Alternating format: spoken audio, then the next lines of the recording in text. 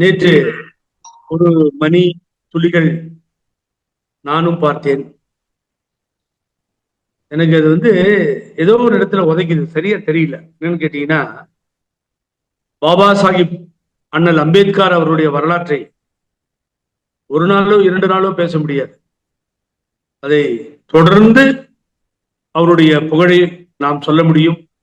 அவர் வளர்ந்து வந்த பாதைகளை சொல்ல முடியும். அண்ணல் அம்பேத்கர் என்பது, அம்பேத்கர் பெயர் என்பது அவரது ஆசிரியர் குருநாதரை கொண்ட பெயர். தன்னுடைய வாதியாரையே தன்னுடைய பெயருக்கு அம்பேத்கர் என சூட்டிக்கொண்டு அதை புகழோடு சொல்லிக் கொண்டவர் அவர். அதுதான் நிலைத்து நின்றது அம்பேத்கர் அப்படின்னு சொல்லி. நாம் அண்ணல் அம்பேத்கர் என்கிறோம், பாபா சாஹிப் அம்பேத்கர் என்கிறோம். தாழ்த்தப்பட்ட மக்களுக்காக குரல் கொடுத்த ஒரு மாபெரும் தலைவர் என்கிறோம். மராட்டியத்திலே தொடர்ந்து அவர்களது எதிர்ப்பு குரல் நாடெங்கும் ஒலித்தது. தென்னிந்தியாவிலே தந்தை பெரியார் அவர்கள் அதனை மிக வெறிகொண்டு அந்த தாழ்த்தப்பட்ட மக்கள் ஒடுக்கப்பட்டதை எதிர்த்து சுயமரியாதையை விதைத்து இங்கே போராடியதை பார்க்க முடிந்தது. ஆனால் அம்பேத்கருடன் பீலே அவர்கள் போராடியதையும் வடக்கே இருந்து நாம் படித்தறிந்தோம், தெரிந்தறிந்தோம், பார்த்தோம். இப்படிலாம் இருக்கு. ஆக அண்ணல் அம்பேத்கருடைய வரலாறுகள் என்பது எவ்வளவோ இருக்கு. அதை பத்தி தொடர்ந்து பேசியிருக்கலாம்.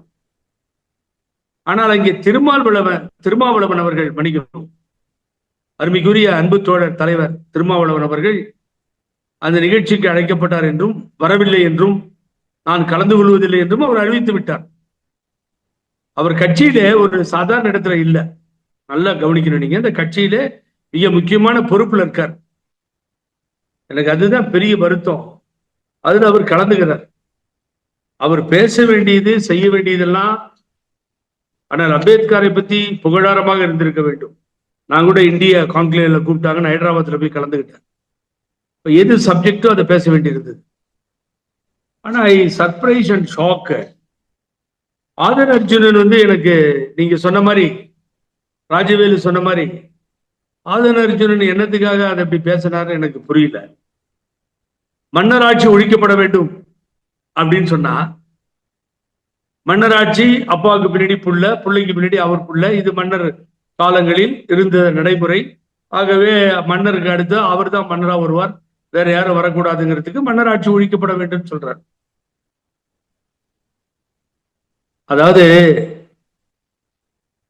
திடீர்னு அந்த இயக்கத்தில் உள்ளே வந்தவர் அந்த இயக்கத்தை ஆக்கிரமித்துக் கொண்டு பேசுவதை அந்த இயக்கத்தில் இருக்கின்ற 2ஆம் கட்ட தலைவர்கள் யாரும் ஒப்புக்கொள்ளவில்லை என்கின்ற செய்தியையும் நாம் இப்பொழுது பார்க்கிறோம். எனக்கு ரொம்ப க்ளோஸ்னா அண்ணன் திருமாவளவன் அவர்கள் அவ்வளவு வேண்டியவர், நண்பர், தோழர். ஆனால் கருத்துக்களை நான் சுதந்திரமாக சொல்வதற்கு எனக்கு உரிமை உண்டு. அதை நான் மறைத்தோ புதைத்தோ வைக்க முடியாது. ஆகவே சொல்லிதான் ஆக வேண்டும். நான் ஆதன் அர்ஜுனன் அவர்களை கேட்கிறேன், எனக்கு பதில் சொல்லிட்டோம். எனக்கு தெரியும் திருமதி லீனா மார்டின் என்று நினைக்கிறேன், அவரது மதுரை இல்லவா, அவங்க மாமியார் மார்டின் அவர்கள் அவரது வாமனாராக இருக்கட்டும். அவர் திராவிட முன்னேற்ற கழகத்தினுடைய ஆதரவாளர். திராவிட முன்னேற்ற கழக ஆட்சி எப்பொழுதெல்லாம் வருகிறதோ அதை பயன்படுத்தி பயனடையக்கூடியவர் மார்டின் என்பது, லாட்டரி தொழில் செய்பவர் என்பது எல்லோருக்கும் தெரிந்த விஷயம். திருமதி லீனா மார்டினை எனக்கும் தெரியும், பல நிகழ்ச்சிகளில் பார்த்திருக்கிறேன், பங்கு பெற்றிருக்கிறார்கள். ஐஜேகே கட்சியிலே முக்கியமான பொறுப்பில் இருக்கிறார். நல்லா கவனிங்க, ஐஜேகே கட்சியில மிக முக்கியமான பொறுப்புல அண்ணன் பாரிவேந்தரோடு இருக்கிறார்கள். ரைட். இங்க ஆதன் அர்ஜுனன் எங்க இருக்காரு? திருமா கட்சியில முக்கியமான பொறுப்புக்கு திடீர்னு உள்ள வந்துட்டார். இந்த கட்சியில இவர் பொறுப்புல இருக்கார். அந்த கட்சியில இருக்காங்க. நான் ஒளிவு மறைவு இல்லாம இல்லை. திராவிட முன்னேற்ற கழகம் ஆட்சிக்கு வந்ததும் அதை கொண்டாடுகிறவர் மார்டின் அங்கே இருக்கிறார். அவருடைய மகன் புதுச்சேரியிலே போய் பாரதிய ஜனதா கட்சியிலே நிற்பதற்கு இடத்தை கேட்டுக் கொண்டிருக்கிறார். ஒரு இடத்துல நிக்கணும்னு சொல்லி ஒரு குடும்பத்தில். அப்புறம் இன்னொருவர் அங்கே அனைத்து இந்திய அண்ணா திராவிட முன்னேற்ற கழகத்தினுடைய ஆதரவாளராக இருக்கிறார். நல்லா கவனிங்க, ஒரு குடும்பத்தில் இருக்கின்ற 4-5 பேர் இன்னொரு கட்சியிலே உள்ளே போய்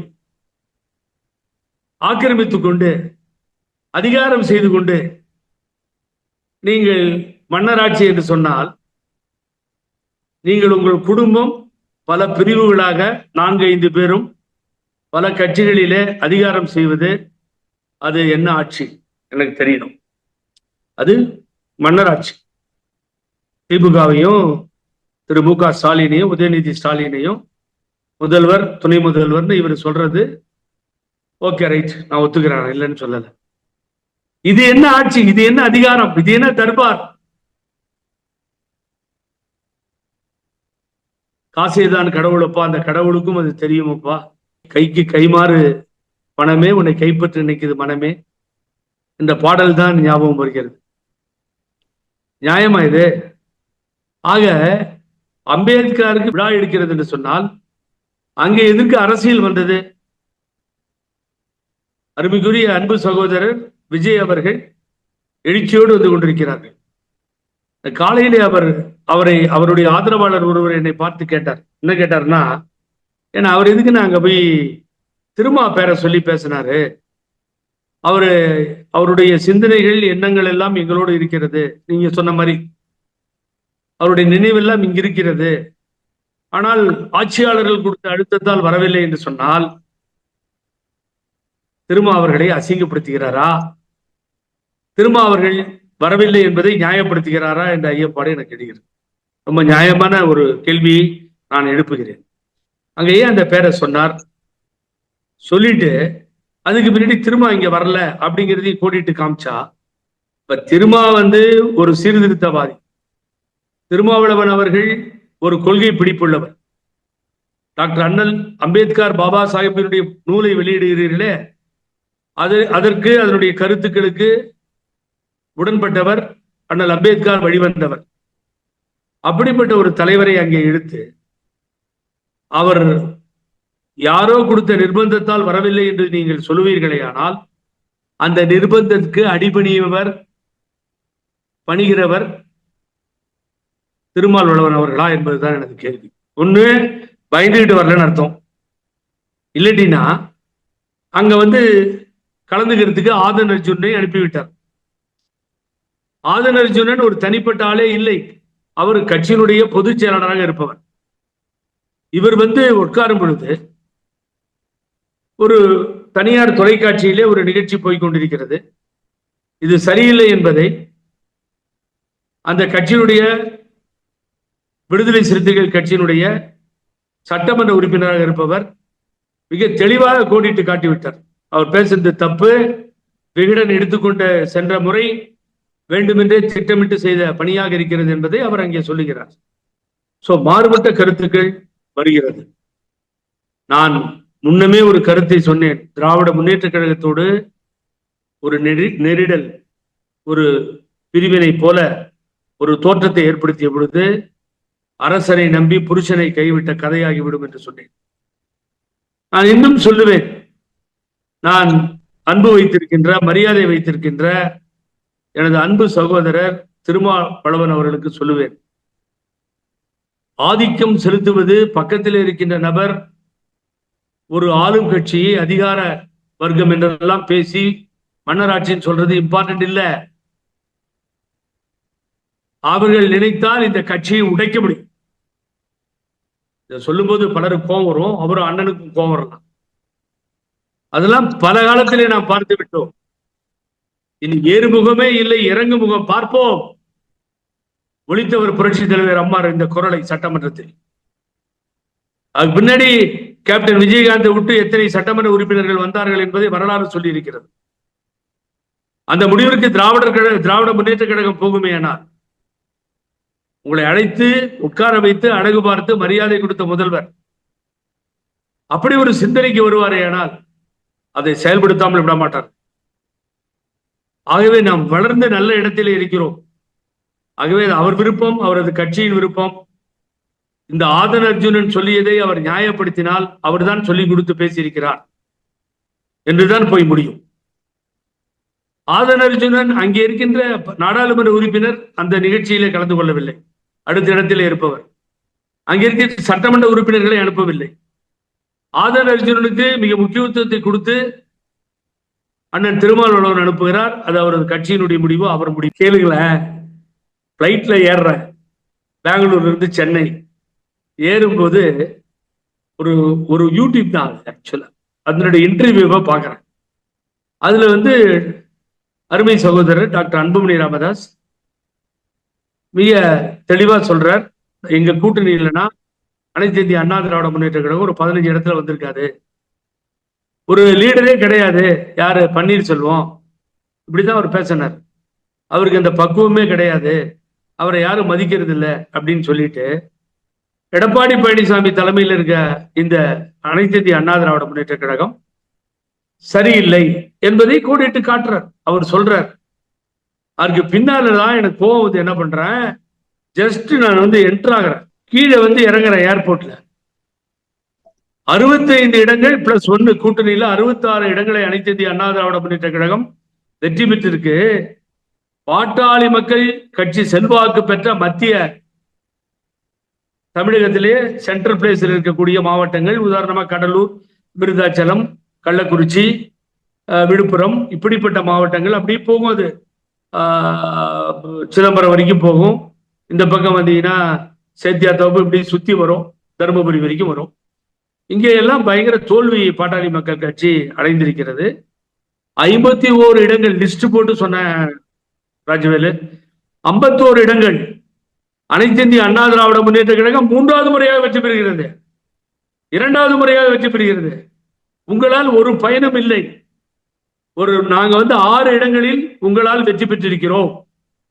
ஆக 15% சீட்டு தான் வரும்னு சொல்லி எடப்பாடி பழனிசாமியை அவமானப்படுத்தாதீர்கள், அண்ணன் ஓபிஎஸ்ஐ தவறாக பேசாதீர்கள் ஒரு கட்சி சார்பா ஒரு ஸ்போக்ஸ் பர்சனா சொன்னங்க.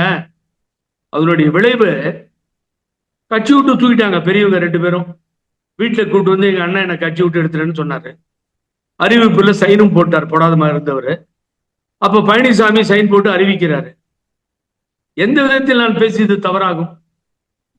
ஒரு கட்சியினுடைய தலைவரும் அம்மாவும் உருவாக்கிய இயக்கத்தை அசிங்கப்படுத்துகின்றார் என்று சொன்னதும், அந்த விமர்சனத்திற்கு உள்ளாகி இருந்த இந்த கட்சி அசிங்கப்படுகிறது என்று சொல்லி நான் சொல்லி இது எந்த விதத்தில் தவறாகும்? அன்னைக்குதான் ஓபிஎஸ் அண்ணன் பேரே கட்டிச்சு தமிழ்நாட்டுல. என்ன கட்சி விட்டு எடுத்த அன்னைக்கு வீட்டுல கூட்டு சொன்ன அன்னைக்கு சரி உடனே எடுத்துட்டாங்க. ரைட் ஆர் ராங் என்ன கேட்க கூட இல்லை. ரைட். இங்க ஒரு தீர்மானத்திற்கு வர வேண்டும். திருமாவளவன் அவர்கள் தவறாக பேசுகிறார் என்பது உங்கள் வாயிலே வந்துவிட்டது. தவறாக பேசுபவர் கட்சியிலே தொடர்ந்து இருப்பாரே ஆனால் அது தவறான பாதைக்கு அழைத்து சென்று விடுவதாக அமைந்துவிடும். இது என்ன சார், எனக்கு விளம்பரத்திற்காக நடக்கின்ற விஷயமா, பேசும் பொருளாக இருக்க வேண்டும் என்று நினைக்கிறார்களா? நான் அந்த அவரோடு அவர் மேல் வைத்திருக்கின்ற மரியாதையும் அன்பிலும் எனது அரசியல் அனுபவத்தால் சொல்கிறேன், ஒரு நல்ல பாதையாக தெரியவில்லை. ஆகவே அங்கே இல்லாத திருமாவளவன் அவர்கள் பெயரை சொல்லி விஜய், அருமைக்குரிய விஜய் நல்ல மேல வந்துட்டு இருக்காரு. இவர் அவருடைய சிந்தனைகள் அவருடைய எண்ணங்கள்லாம் இங்கதான் இருக்கும், எங்களோட தான் இருக்குன்னு இவர் என்டாஸ் பண்றது. அப்ப அவரை திராவிட முன்னேற்ற கழகத்திலிருந்து பிரித்தாளும் சூழ்ச்சியா இல்லை மனதார அதை சொல்லுகிறாரா என்பது அவர் மனசாட்சிக்கு தான் தெரியும். நீங்க சின்ன வயசு இப்பதான் உள்ள வராரு, அனுபவம் இல்லை அப்படிங்கிறதுலாம் இல்லை. நீங்க சொல்லக்கூடிய கருத்துக்களைத்தான் நீங்கள் ரொம்ப கூர்ந்து கவனிக்கணும். சோ நீங்க வேண்டான்னு முடிவு பண்ணா வந்துருங்க, ஆனா மோதிக்கணும்னு நீங்க முடிவு பண்ணா மோதிக்கோங்க. அந்த பாலிசி தான் திருமாவளவன் எனக்கு ரொம்ப பிடிச்சது. ஆனா நீ அவர் மோதுற மாதிரி மோதுறார், நீங்க காம்ப்ரமைஸ் பண்ற மாதிரி காம்ப்ரமைஸ் பண்றீங்க. அப்ப திராவிட முன்னேற்ற கழகத்திற்கும் ஒரு பொறுமைன்றது ஒண்ணு இருக்குல்ல. ஏற்கனவே அவரை மன்னிப்பு கேட்கணும், அவர் மேல ஆக்ஷன் எடுக்கணும்னு ஆரம்பிச்சாங்க. இப்ப எந்த அளவுக்கு இவங்க பொறுமையா இருப்பாங்கன்னு எனக்கு தெரியாது. இதுதான் இப்பொழுது இருக்கின்ற நடைமுறை. இதை நான் பார்க்கும்போது எனக்கு இது சரியாக தெரியவில்லை. இந்த அரசியல் 2 நாளைக்கு பேசுவாங்க, பிரஸ் தூக்கி விட்டுரும். அதனால இதுல எந்தவித உடன்பாடும், தவறான ஒரு முன்னுதாரணத்திற்கு இவர் உடந்தையாக விட வேண்டாம் என்பதுதான் எனது கருத்து. ஆகவே அவர்கிட்ட பணம் இருக்கு சார். அதன் அர்ஜுன்ட்டு ஏகப்பட்ட பணம் இருக்கு. நான் வளர்ந்து வந்த அனைத்து இந்திய அண்ணா திராவிட முன்னேற்ற கழகம் என்னை இந்த நாட்டிற்கு அறிமுகப்படுத்திய எனது அன்பு அன்னை புரட்சி தலைவி அம்மா, அவரோடு அவர் இராணுவ கட்டுப்பாட்டிலே இருந்த நாங்கள் என்று சொல்ல வேண்டும். அந்த தலைவியின் கீழ் செயலாற்றிய நாங்கள், அவர்கள் அன்பை பெற்ற நாங்கள், நம்பிக்கைக்குரிய நாங்கள், என்னையும் சேர்த்து சொல்லுகிறேன். இங்கே எல்லாம் அப்படியெல்லாம் இந்த இயக்கத்தில் யாரும் பேசிவிட முடியாது. தனியாக போய் அப்பயே சீட்டை கிழிச்சு வெளியில போட்டுவாங்க. உரிமை மீறல் இருந்தா விடவே மாட்டாங்க அம்மா. கொள்கைக்கு புறம்பா போனா காலி பண்ணிடுவாங்க அம்மா. என்ன ஒன்றே ஒன்றை நான் நக்கீரன் பேட்டிக்கு பதிய வைக்கிறேன். பணக்காரன் என்று சொன்னால் அவன் அன்றே ஒழிக்கப்படுவான் என்பதுதான் அம்மாவுடைய குறிக்கோளாக இருந்தது. இன்னைக்கு நான் உங்கள்கிட்ட உண்மையை சொல்றேன். இந்த இயக்கத்தில் நிறைய பணம் வச்சிருக்கேன், எக்கச்சக்கமா. ஆகவே இந்த இயக்கத்தில் எனக்கு ஏதாவது வேணும்னு யாராவது கேட்டா உள்ளேயே என்ட்ரி ஆக முடியாது அவங்க. அதை தான் நான் அம்மா கிட்ட பார்த்தது. அன்னைக்கே காலி பண்ணி வெளியே அனுப்பிச்சிருவாங்க. ஓ, பணத்திமிரா, ரைட், வெளியில போ, இங்க இடம் இல்லை, நீ என்ன பிசினஸ் பண்ணு, சாராயம் பண்ணு, லாட்டரி பிசினஸ் பண்ணு, எது வேணாலும் பண்ணு, இங்க உள்ள அதையெல்லாம் சொல்லிட்டு இங்க வராத என்பதிலே ஆணித்தரமாக இருந்த தலைவி. அதை நான் பார்த்து பூரித்திருக்கிறேன். நான் ஒரே ஒரு எக்ஸாம்பிள் சொல்றேன். மல்லையா தேர்தலில் நின்றார். இந்த தினம் லண்டனில் இருக்கிறார். தேவையில்லாம அந்த ஏர்லைன்ஸ் எடுத்து பாவம், எனக்கு ரொம்ப கஷ்டம் அவரை பார்த்தா. அந்த சீட்டை வந்து பாருங்க, விட்டல் மல்லையா ரோடுன்னு இருக்கும், பெங்களூர்ல போய் பாருங்க. எப்படி இருந்த மனிதன் அந்த யுனைடெட் பிரிவிலேஜ் ஒரு பீர் மாத்திரமே பல ஜெனரேஷனை காப்பாத்தி இருக்கும். ஒரு ஏர்லைன்ஸ்ல கையை போட்டு 10 IAS ஆபீசரை கூட வச்சுக்கிட்டு வேலைக்கு சேர்த்து வீணா போன மனிதர் லண்டன் தெருக்களில அலைகிறார். நீராமோடி மாதிரி பணத்தை எடுத்துட்டு ஓடில, அங்க போய் ஏதோ சிக்கல்ல மாட்டிட்டு முடியல, அவரால் அலைகிறார். அந்த மனிதர் இங்கே தேர்தலில் நின்றார். அனைத்து இந்திய அண்ணா திராவிட முன்னேற்ற கழகத்தின் செயலாளராக இருந்தேன். எங்களது பக்தோச்சலம் சட்டமன்ற உறுப்பினர் மறைந்து விட்டார், கோலார் தங்கவேல் இருக்கார். ஒரு ஓட்டு அவருக்கு வேணுமா இருக்கு. போன் பண்ணி அம்மாட்ட சொல்லியிருக்காரு. அம்மா ஒரு 7 மணிக்கு எனக்கு லைன்ல வந்தாங்க காலையில. புகழேந்தி, மல்லையாவுக்கு ஓட்டு போட்டணும், நீங்க அதை பார்த்து ஓட்டு போட வச்சிருங்க, பக்தோச்சலம் MLA சொல்லிடுங்க, நம்ம ஓட்டு அவருக்கு தான் போடணும் நான் டிசைட் பண்ணிட்டேன். அவர் தான் என்னை ஃபோன் பண்ணி கேட்டார், அம்மா எனக்கு ஹெல்ப் பண்ணுங்க, நான் ராஜ்யசபா MP ஆகணும், ஒரு ஓட்டை போடுங்கன்னு கேட்டார். ரொம்ப இன்ட்ரெஸ்டிங்கா இருக்கும் அது. அம்மா நான் டெஃபினட்டா அவர் நீங்க சொன்னதுதான் நிறைவேற்றுவோம், ஓட்டு போடுவோம். அப்போ ஏகப்பட்ட எதிர்த்தரப்பு வேற எம்பிக்கள்லாம் 25 லட்சம் ரூபா தரேன், பக்தோச்சலத்தை ஓட்டு போட சொல்லுங்க அப்படின்னு பேரம் பேசிட்டு இருந்த நேரம் அம்மா சொல்லிட்டாங்கன்னு நான் மல்லையா லைனுக்கு போறேன். மல்லையாவும் அவருடைய உதவியாளர் மூலம் என் லைனுக்கு வந்துட்டாரு. அப்போ அவரோட பேசி, சார் கன்ஃபார்மா ஓட்டு போட்டுறோம் சார் அப்படின்னு சொல்றேன். அப்போ அவர் என்கிட்ட சொல்றாரு தொலைபேசியில, கொஞ்சம் பணம் இருக்கு, அதே அமௌண்ட் தான், ஒரு 25 lakhs மேல. அப்போ எப்ப நினைச்சு பாருங்க, ஒரு 15 வருஷத்துக்கு முன்னாடி, நீங்க வந்து அதை வாங்கிட்டு போக சொல்லுங்க அப்படின்னு சொல்றாரு. சார் என்ன மன்னிக்கணும், அம்மா சிட்ட காலையிலே என்கிட்ட சொல்லிட்டாங்க, காசிஸ் வாங்கிடக்கூடாது, பூடேந்தி கேர்ஃபுல்லா இருங்க, அவர்கிட்ட பணம் இருக்குன்னு நம்ம அதுக்காக நம்ம செய்யல, அவருக்கு அன்பா கேட்டாருன்றதுக்கு தான் நான் ஒத்துக்கிட்டேன், ஆகவே அதுல ரொம்ப ஸ்ட்ரிக்டா இருக்கணும், உங்களுக்கு தெரியாம MLA போய் வாங்கிட போறாரு, பி கேர்ஃபுல், உங்களை பத்தி எனக்கு தெரியும், சின்சியரா இருப்பீங்க நீங்க அப்படின்னு சொல்லியிருக்காங்க. அதையே அவர்கிட்ட சொன்னேன், sir not for money sir, அது நான் ஓட்டு போடணும்னு முடிவு பண்ணிட்டோம், அம்மா சொல்லிட்டாங்க, அவ்வளவுதான், மிலிட்ரி மாதிரி முடிஞ்சிச்சு, விட்டுருங்க. அவர் ஒன்றும் புரியல அவருக்கு. அவர் சொல்றாரு பதில் எனக்கு, ஏங்க என்னோட ஹெலிகாப்டர் அது இதெல்லாம் யூஸ் பண்றாங்க, சார்ட்டர்ட் ஃபிளைட் எடுத்துட்டு போவாங்க, உடனே உங்க ஆபீஸ்ல இருந்து ADMK ஆபீஸ்ல இருந்து எனக்கு செக் வந்துடும், நான் அதை வந்து உடனே பே பண்ணிடுவாங்க, அதனால உங்களுக்கு ஏங்க அதுல வந்து சிரமம், உங்க கட்சி வளர்ச்சி அது இது ஒரு ஃபண்டா இருக்கும்ல அப்படின்னு. இல்லை சார் சாரி, நீங்க இதை பத்தி இன்னொரு தூரம் என்கிட்ட பேசாதீங்க, விட்டுருங்கன்னு சொல்லி ஓட்டை போட்டோம். ஓட்டை போட்டு முடிச்சுட்டு சாயங்காலமா என்னை கூப்பிட்டாரு டின்னருக்கு. அப்புறம் நான் போயிருந்தேன், அவர் ஒரு ஷால் போட்டார், நான் ஒரு ஷால் போட்டேன், தேங்க்ஸ் சொல்லிட்டு வந்துட்டோம். ஆகவே எவ்வளவு பெரிய பணக்காரர்களாக இருந்தாலும் சரி, டாடா இருக்கட்டும், பிர்லா இருக்கட்டும், அதானி இருக்கட்டும், அம்பானி இருக்கட்டும், அம்மா கிட்ட அந்த பப்பெல்லாம் வேகாது, ஓயோ அப்படின்ட்டு போயிட்டே இருக்கும். தொண்டர்களை தான் கருத்திலே கொள்ளுவார்கள். முந்தினது கூட ஏதோ ஒரு யூடியூப்ல போயிட்டு இருக்கு பாருங்க, நான் மாடு மேய்ச்சிட்டு இருந்தேன் MLA ஆனன்றார், நான் கண்டக்டர் ஆனா MLA இருந்தேன், கண்டக்டரா இருந்த MLA ஆனன்றார். படிக்க எழுத தெரியாது பாமர மக்களாக இருந்தவர்கள் எல்லாம் சட்டமன்ற உறுப்பினர்களாக அமைச்சரான ஒரு பெரிய சரித்திரத்தை ஏற்படுத்தியவர் புரட்சி தலைவர் வழியிலே புரட்சி தலைவி அம்மா அவர்கள். ஆக அப்படித்தான் நாங்க வளர்ந்தோம். அதனாலதான் இந்த பணம் காசெல்லாம் வேண்டாம் சார், இதெல்லாம் நிலைக்காது. அதை வச்சிருக்கவன் வச்சுக்கிட்டு தான் இருக்கணும். அது வரும்பொழுதே அவளுக்கு நோய் வந்துடும், நிம்மதி இருக்காது. பின்னாடியே இடி இன்கம் டேக்ஸ் வச்சிருக்க மத்திய அரசுக்கு ஜால்ரா போட்டு காலில் விடுவான். ஆகவே இந்த பணம் காப்பாற்ற போவதில்லை. இதை நான் அறிவுரையாக திருமாவளவன் அவர்களுக்கு சொல்லவில்லை. ஆதன் அர்ஜுனன் அதிகாரம் படைத்தவர், பணம் இருக்கிறது என்று சொன்னால் அன்பு நண்பர் வைத்துக் கொள்ளட்டும். அந்த பணம் எப்படி வந்தது என்பது அவருக்கும் தெரியும், நாட்டு மக்களுக்கும் புரியும். ஆகவே திடீர்னு ஒரு ஃபெமிலியரையே பணத்தை வச்சு மேலே வரணும்னு பார்க்கிறார். ஆகவே அந்தந்த இயக்கங்களுடைய முடிவு அவருடைய முடிவு. நேற்றைய தினம் அவர் பேசியது தவறு. ஆகவே அதற்கு திராவிட முன்னேற்ற கழகம் அதை எப்படி எடுத்துக்கொள்ளப் போகிறது என்பதெல்லாம் அது அவர்கள் விருப்பம். ஆனால் ஒரு அரசியல்வாதியாக எனது கருத்துக்களை சொல்வது என்னுடைய விருப்பம்.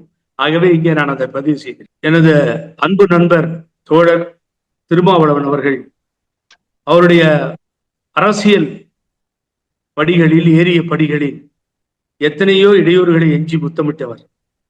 போராட்ட களத்தில் அவர் போல ஒரு தலைவரை பார்க்க முடியாது. பெங்களூர் வந்த பொழுதெல்லாம் நான் சந்திப்பேன். ஜாலியா சினிமாவுக்கு பேசிட்டு குழந்தை மாதிரி ராத்திரி 1:30 மணி வரைக்கும் பேசிட்டு தலைவர்.